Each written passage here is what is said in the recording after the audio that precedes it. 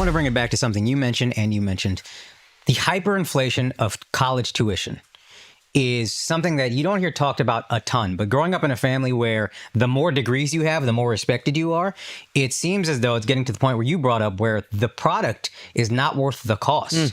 College, having an undergraduate degree, it's not worth how much you're going to make in the long run. If we're not at that point, we're getting very close. Yes. Is there a solution to that? What would you say to that? I would love to hear your thoughts on that. Well, I happen to think that education itself is something that should be a lifelong pursuit. My wife tells me this every day.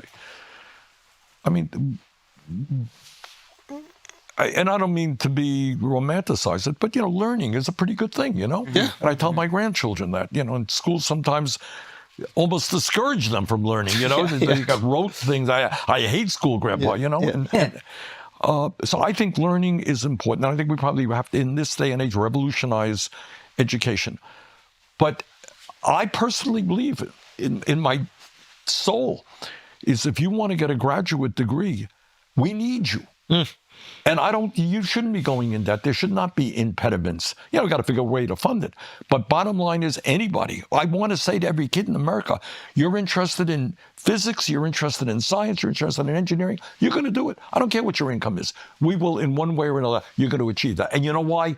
Because as a nation, we need you. You hear a lot of these people saying, especially folks that are attached to these big corporations, like America doesn't have enough engineers. America doesn't have all these things, so we have to go hire abroad. It's like, well, I don't know. Maybe if you had access to billions of dollars, there's something that you could do to make sure that we could grow them here.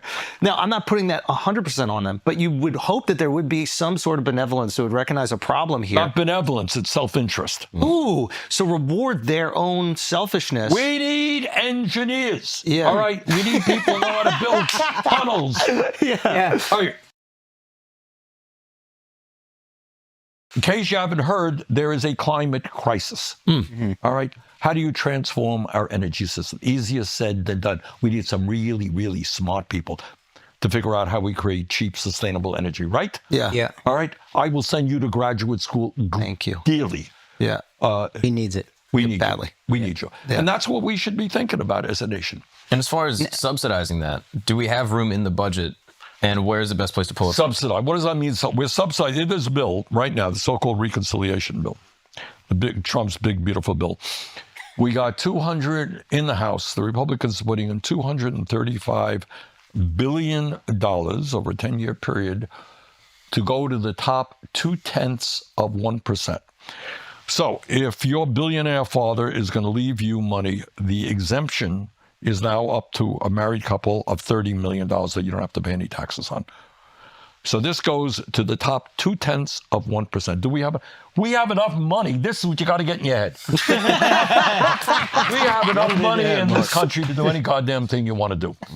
In this particular budget, we're now spending $1 trillion on the military. They want to spend $150 billion more. We're spending more than the next 9 nations combined. So what we're doing is giving tax breaks to the rich, spending more money on the military, and then we're going to cut Medicaid. So the way in this country, literally, and by the way, when I say these things, they're not radical ideas. All right, how much does it cost to go to college in Sweden? Nothing. Oh, wow, no kidding. But that must be the healthcare system is really expensive, right? It must be. Yeah. How much does it cost to have healthcare in Sweden? Nothing. Oh, my God. Nothing. Childcare must be really off the wall. How much is that? In other words, if you start off with a value system that says we're going to use, and there are rich people in Sweden, believe me, but it's a value system that says, look, we're in this together as a people. We want the best educated people. We want our kids to do well. We want everybody to have health care for a lot of reasons.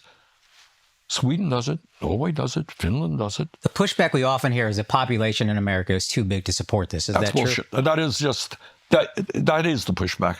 And we're a multicultural, multiracial, and they're Not kind of a homogenous. homogeneous. Yeah, so what? We're richer than they are, as a matter of fact. Well, Norway is particularly rich. They have a lot of oil money, but we can do it.